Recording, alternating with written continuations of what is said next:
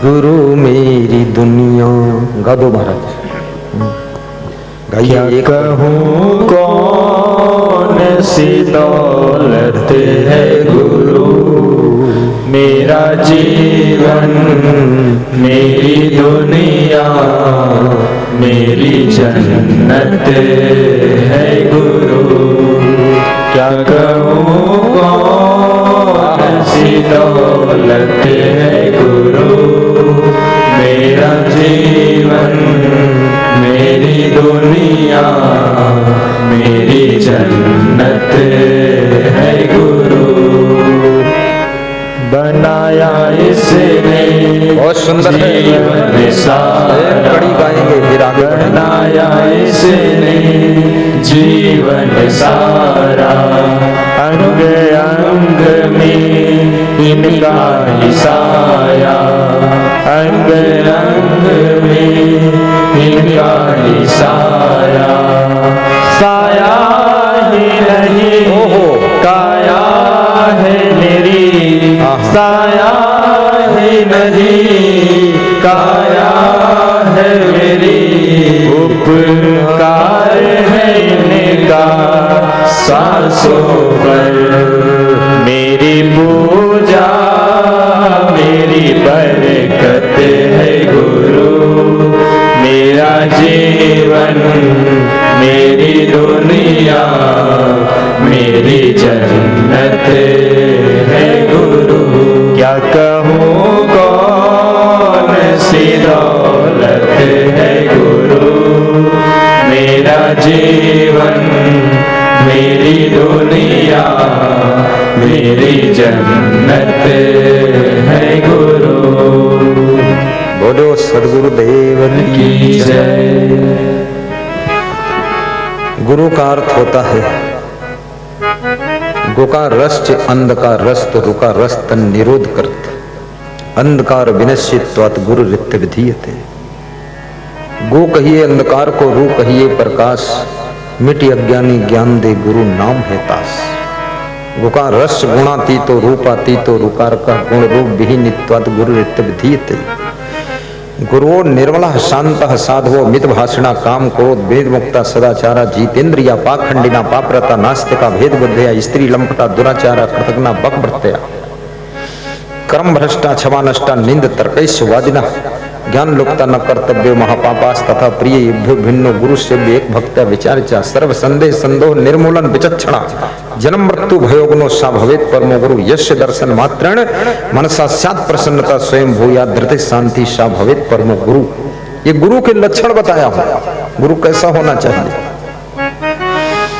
टूटी फूटी नाव नदी पार नहीं कर सकती है, छेद वाली नाव एक नाला को भी पार नहीं करा सकता है। ये टूटा फूटा गुरु और छेद वाला गुरु जिसमें खुद ही बुराइयां भरी हैं, वो तुमको भव सागर से पार नहीं कर सकता है, क्योंकि गुरु कर्णधार होता है। कर्णधार सदगुरु दृढ़ नावा, दुर्लभ साज सुलभ करी पावा। बड़े भागी मानुष तन पावा, सुर दुर्लभ सद ग्रंथ निगावा। साधन धाम मोक्ष कर द्वारा, पाए न जही पर लोक सवारा। बड़े भाग्य पाय सत्संगा, बिनहि प्रयास होहि भव भंगा। जैसे ट्रेन में बैठने के लिए प्रयास करना पड़ता है, टिकट लेने के लिए प्रयास करना पड़ता है, लेकिन ट्रेन में बैठने के बाद तुम बैठे रहो, खड़े रहो, सो जाओ, लेट जाओ, बात करते रहो, फिर भी वो ट्रेन तुमको बॉम्बे पहुंचा देती है। बॉम्बे पहुंचने के लिए फिर तुमको प्रयास नहीं करना पड़ता है, फिर वो ट्रेन प्रयास करके पहुंचा देती है। ऐसे ही सत्संग की ट्रेन में बैठने के लिए श्रद्धा का टिकट लेना पड़ता है, भक्ति के प्लेटफार्म पर जाना पड़ता है, सदगुरु के चरणों में प्रेम करना पड़ता है, और उसके बाद वो सत्संग की ट्रेन में यदि तुम ठीक से बैठ गए तो सत्संग की ट्रेन आपको मोक्ष की मंजिल पर पहुंचा देती है। फिर आपको कुछ और करने की जरूरत जरूरत नहीं। बोलिए सदगुरु भगवान की लेकिन जब जय। ट्रेन में कोई कूद जाए तो क्या दशा होती है? चकनाचूर। ऐसे कबीर साहब कहते हैं, अगर सत्संग को बीच में छोड़ दिया, भक्ति छोड़ दिया, नियम संयम छोड़ दिया, तो फिर चकनाचूर हो जाओ। कबीर का घर दूर है जैसे पेड़ खजूर, चढ़े तो चाखे प्रेम रस, गिरे तो चकनाचूर। चकनाचूर, कितने लोग चकनाचूर हो चुके हैं। जो बचे हैं सावधान, बहुत खतरनाक है। कबीर का घर शिखर पर जहां सिलहली गैल, पाँव न टिके पपील का, तहां खलकन ला दे बैल। कबीर का घर इतनी ऊंचाई पर है, आत्मज्ञान का मार्ग बहुत ऊंचा मार्ग है, रपटीला रास्ता है, विकट साधना करनी पड़ती है। वहां चींटी के पैर भी फिसल जाते हैं, इतनी हल्की चींटी।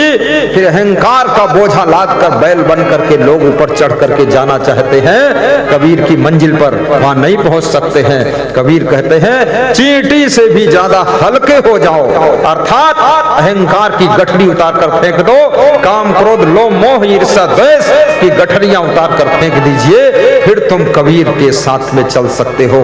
कबीर कहते हैं ना, कबीरा खड़ा बाजार में लिए लुकाठी हाथ, जो घर फूके अपना चले हमारे साथ।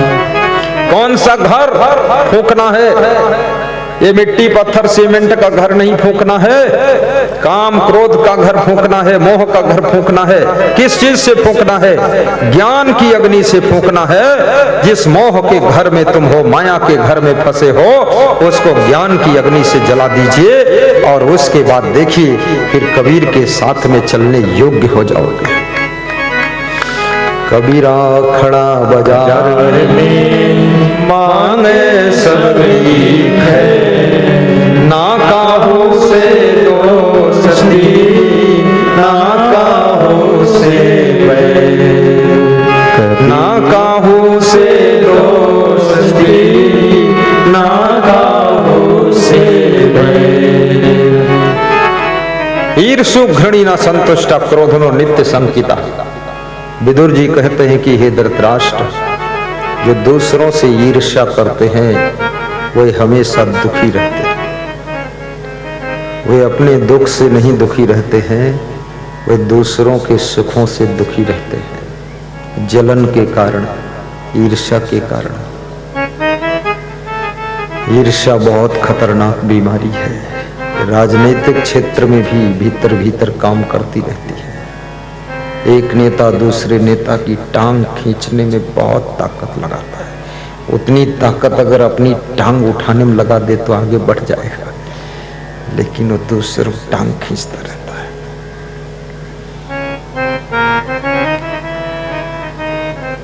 व्यापारियों के बीच में भी ईर्ष्या भीतर भीतर काम करती है। एक व्यापारी दूसरे व्यापारी को गिराने में ताकत लगाता है। देवरानी जेठानी के बीच में भी कभी कभी ईर्ष्या को देखा गया है। सगे भाइयों के बीच में भी ईर्ष्या काम करती है। भाई को आगे बढ़ना देख नहीं सकते हैं, किसी तरह गिराने की कोशिश करते हैं। ईर्ष्या तू न गई मेरे मन से। कितने अधूरे ज्ञान को प्राप्त करने वाले साधुओं के बीच में भी ईर्ष्या का स्वरूप देखा जाता है। वो साधु खुद बढ़ने के लिए चिंता नहीं करता है, लेकिन उसको ये चिंता रहती, ये कैसे आगे बढ़ गए, इसको देखता हूं, मैं निपटाता हूं किसी तरह से। अरे मत निपटा, क्योंकि याद रखना, जो लकड़ी जल करके दूसरों को जलाना चाहती है वो स्वयं भी जलकर राख हो जाती है। दूसरों से ईर्ष्या मत कर, प्रेम रख, अपनी अपनी प्रतिभा, अपना अपना व्यक्तित्व, सेल्फ पर्सनालिटी से मनुष्य आगे बढ़ता है। अपना सुधार करो, अपने अंदर अच्छे अच्छे विचार पैदा करो, अच्छे कर्म करो, अच्छा स्वभाव बनाओ। कभी भी बाहर से हार होती ही नहीं है, जब हार होती है तो भीतर से होती है। आपके भीतर काम, क्रोध, लोभ, मोह, ईर्ष्या, द्वेष, अहंकार, ये ऐसे मनोविकार हैं, ये ऐसे दुर्गुण हैं, ये ऐसी बुराइयां हैं, जितना ये बढ़ेंगी उतने ज्यादा तुम्हारी हार होगी।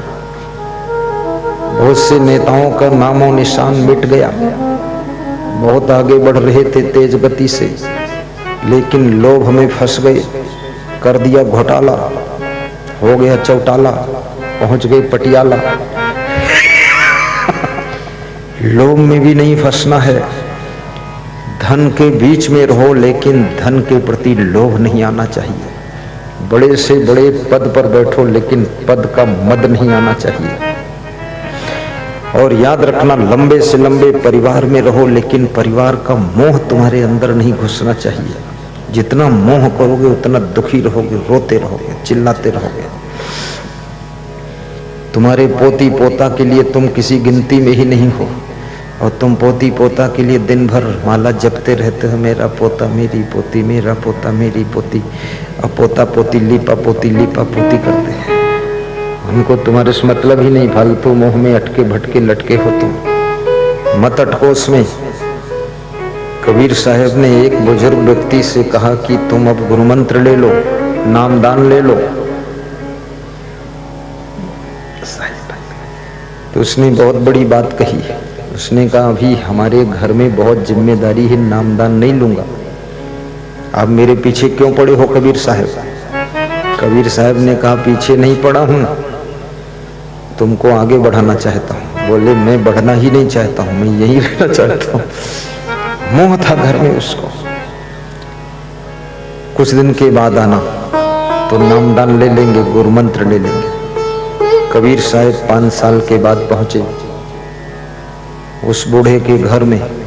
बूढ़ा तो मिला नहीं, उसका जवान बेटा मिला। जवान बेटे से पूछा, तुम्हारे पिताजी कहाँ? जो बुजुर्ग थे बताए, वो पिताजी तो मर गए। बोले, मर कर कहाँ गए? कहाँ जन्म लिया?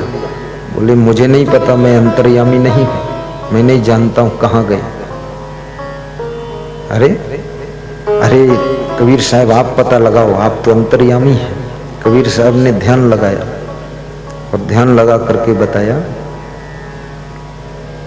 कि आपके जो पिताजी हैं वो मर करके बैल हो गए, 5 साल के बैल हो गए, जवान है। बोले, कहाँ है? बोले, आपके हैं ही बैल बनकर काम कर रहे। तो बताया, ये तुम्हारे पिता की आत्मा ही ये बैल बनकर पैदा हुई। ज्यादा मोह करोगे बैल बनकर पैदा होगा। करो मोह, बनो बैल, हमको क्या फर्क, हम तो आएंगे, जो मनुष्य होंगे उनको सुनाएंगे, बैल तो समझेंगे नहीं। अब कितने लोग तो ऐसे हैं जो 2 पैर के बैल है, चेहरा तो मनुष्य जैसा लेकिन बैल से कम नहीं है। हाँ, चेहरा स्त्री का है पर पूरा गाय और भैंस और पशु जैसे। चाणक्य ने कहा है, ये शाम न विद्या न तपो न दानम न चापशीलम गुणो न धर्मा ते मृत्यु लोके भूभार भूता मनुष्य रूपेण मृगाश्चरन्ति। आहार निद्रा भय मैथुनानि सामानि चैमानि नृणाम पशूनाम ज्ञानम नरणाम अधिको विशेषो ज्ञानेन हीना पशुवी समाना। चाणक्य कहते हैं, जिसके पास में ज्ञान नहीं, विवेक नहीं, तप नहीं, साधना नहीं, भक्ति नहीं, वो व्यक्ति 2 पैर का बैल है, बिना सींग पूंछ का बैल है। जो व्यक्ति केवल खाता है, सोता है, बच्चों को पैदा करता है, भयभीत जिंदगी जी रहा है, इतना तो पशु पक्षी भी कर रहे हैं, इतने में ही जिंदगी गुजार रहा है, उसको चाणक्य ने कहा है वो पशु है। जब चाणक्य ने ऐसे मनुष्यों को पशु कहा तो पशुओं ने चाणक्य का विरोध किया कि आप पशु क्यों कहते हो? मेरा नाम लेकर के इसको मेरी लाइन में मत बिठाओ, ये पशु से भी गिरा गुजरा प्राणी है। तो चाणक्य ने कहा, पशु से नीचे कैसे गिरा गुजरा है? तो पशुओं ने कहा कि हम एक नियम में रहते हैं और ये नियम तोड़ कर रहता है। हम इतने पशु हैं, कभी दारू नहीं पीते, ये दारू भी पीता है, पड़की भी खाता है, बीड़ी भी पीता है, सिगरेट भी पीता है, इसको मेरी लाइन में बिठाओगे? चोर चंडाल बेईमान आदमी। मैं तो किसी खेत में घुस जाता हूँ, पेट भर खा लेता हूँ, चुपचाप निकल जाता हूँ। ये इतना चंडाल है, किसी की खेत में घुसेगा, पूरा खेत उजाड़ देगा, ट्राली भर कर ले जाएगा। ये मेरी लाइन में बैठने योग्य नहीं है। इससे हम लोग बेहतर है। पशु भी अपने साथ नहीं बिठाना चाहता है। इतना डेवलपमेंट हुआ, बहुत विकास कर गए। क्या कहे अहबाब, क्या कार्य नुमाया कर गए। बीए किया, नौकर हुए, पेंशन मिली और मर गए, पेंशन मिली और मर गए। बस इतना किया। सवेरा हुआ तेल घी साग लाना, सत्संग सुनने का समय नहीं है, भक्ति करने का टाइम नहीं है, ताश खेलने का टाइम बहुत है, प्रवचन सुनने का टाइम नहीं है, प्रपंच सुनने का खूब टाइम है, रात दिन प्रपंच चालू है। गुरुदेव के पास बैठने का टाइम नहीं है, लड़ाई झगड़ा करके जेल में बैठने का खूब टाइम है। जो गुरुदेव अच्छी राह बताते हैं उनकी बात सुनने का टाइम नहीं है। जो हीरो हीरोइन उल्टा पल्टा गाना गाते हैं कि गोटेदार लहंगा निकलूं जब डाल के, तेरी खोपड़ी कट जाए पेड़ की डाल पे, खूब मूर्खता के गीत सुनते रहो। उसमें टाइम है, लेकिन ये गुरु के गीत सुनने का टाइम नहीं है। अश्लील गीत गाना लोग गाते हैं, उनसे कहो भजन गा दो, कहते आता नहीं है। तो अश्लील गीत गाना, गंदे गाना, ये टिमली गाना क्यों गाते हो? कौन होता टिमली? टिमला टिमली टिमले जो भी हो। अश्लील गाना मत गाना। ये सब महिलाएं अब बिल्कुल बंद, काम खत्म। भूल कर कुसंग में जाया न कीजिए, अश्लील गीत गाना गाया न कीजिए। एक लाइन गाता हूं।